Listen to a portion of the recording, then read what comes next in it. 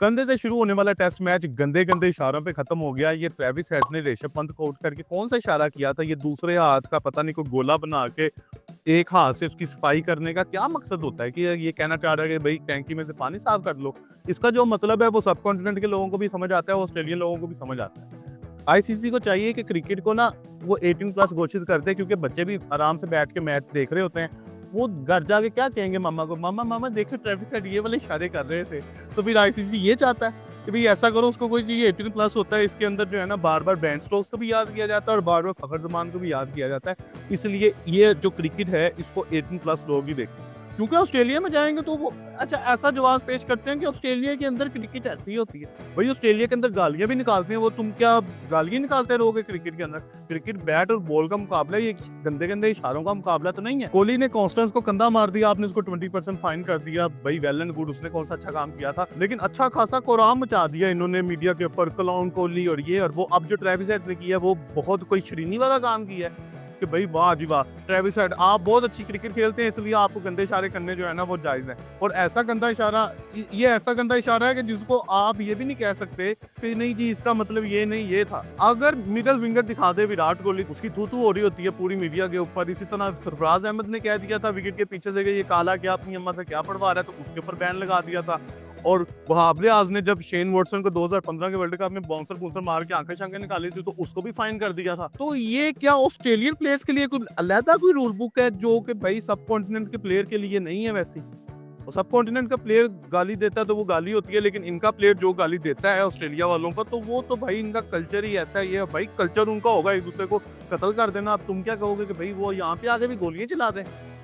यार ठीक है, अब कौन तो आर्गूमेंट आएगा कि कोहली ने भी तो गलत किया था।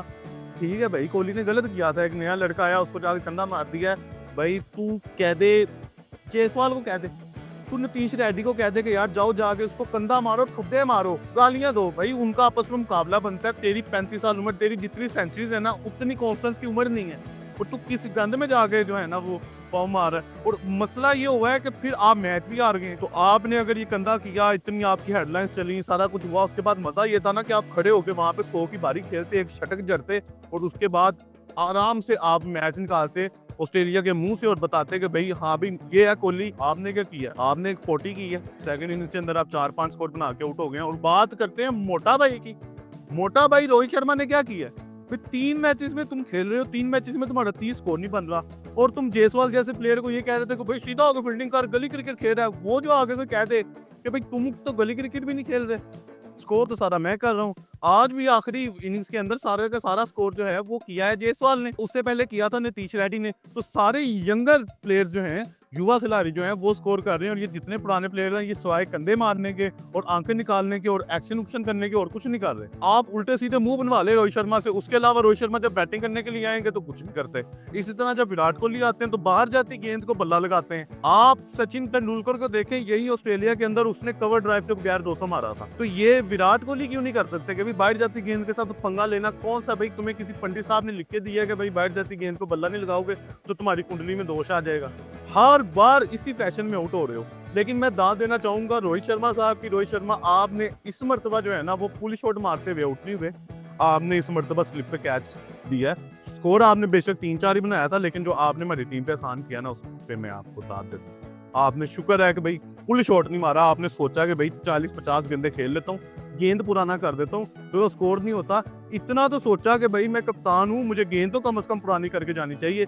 लेकिन प्रेशर इस वक्त पड़ गया जब केएल साहब आए और केएल साहब ने कहा कि भाई मैं अपने डिफॉल्ट मोड पे वापस जा रहा हूँ, हर मैच में तो मैं स्कोर नहीं ना कर सकता, इस मतलब मेरी टांगों में दर्द है, मैंने 0 पे आउट होना। वो आउट होकर चले गए। फिर विराट कोहली ने 4-5 स्कोर बनाया। गए ऋषभ पंत, भाई बहुत अच्छा स्कोर कर रहे थे, आप बड़े अच्छे प्लेयर हैं, लेकिन पहले इनिंग्स के अंदर आपको गवास्कर ने कहा स्टूपिड स्टूपिड स्टूपिड, बिल्कुल सही कहा कि आपको नजर नहीं आ रहा कि मैच सिचुएशन क्या बनी रही है, आप उल्टी सीधे शॉट मार रहे हैं। और आज भी आपने यही किया कि 30 कर लिया था, आपको पता था कि उस वक्त तक इंडिया ने ज़हन बना लिया था कि यार ये स्कोर कोई नहीं होना, हमने इसको ड्रॉ करना है। तो भाई आप कौन सी शॉट मारने चले गए हो? आपने ऑन द आप क्यों मारा?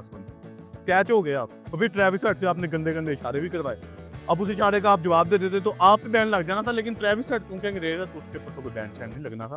तो शुक्र है आपने कोई इशारा शुरा नहीं कर दिया, लेकिन आपने कसर कोई नहीं छोड़ी। आपने इंडिया को जो आखिरी कील था ना वो आपने ठोक ही दिया, उसके बाद उन्होंने हिलने दिया, आप 155 के ऊपर बुक हो गए। अब रह गया यार एक मैच। अब एक मैच के ऊपर कुछ सख्त फैसले करने होंगे। मुझे लगता है कि जीत जाखड़ साहब जो वहां पे पहुंचे हुए हैं ना, मैंने सुना उन्होंने जाके यही कहा है कि यार देखो रोहित भाई, स्कोर करना करो, वरना आपकी टीम में जगह जगह कोई नहीं बनती। तो पता कोई नहीं, अब आखिरी मैच साबित हो जाए ये रोहित शर्मा का, और उसके बाद इनको कहा जाएगा भाई या तो तुमने जाके इंडिया में जो एक आधा मैच खेलना है ना, उसके बाद आप लोग जो है ना रिटायरमेंट लो।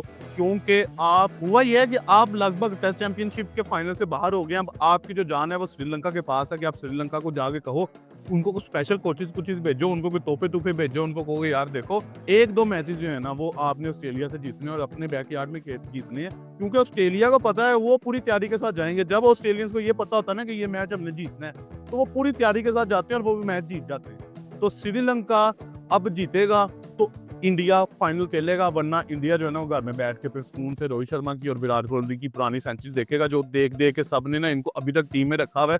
क्योंकि पिछले एक दो साल से टेस्ट क्रिकेट के अंदर इनकी जो परफॉर्मेंसेज हैं वो हैं क्या, जीरो।